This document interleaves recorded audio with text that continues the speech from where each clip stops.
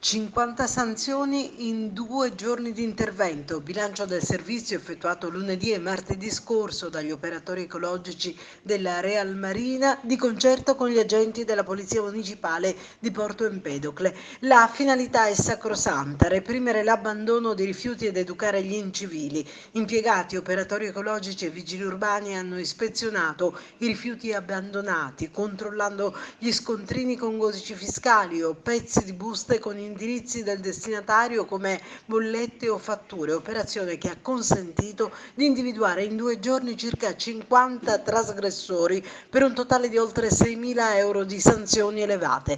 Passate al setaccio le zone dei grandi lavori del piano Lanterna, ma di grande aiuto si sono rilevate le telecamere di videosorveglianza installate in diverse aree della città e delle periferie urbane. A noi non piace levare le multe, ha commentato il comandante dei vigili Calogero Putrone, e soprattutto non ci fa bene come corpo distrarre tante unità da lavori importanti riguardanti l'ordine e la sicurezza pubblica, ma dobbiamo farlo nella speranza che sia di insegnamento.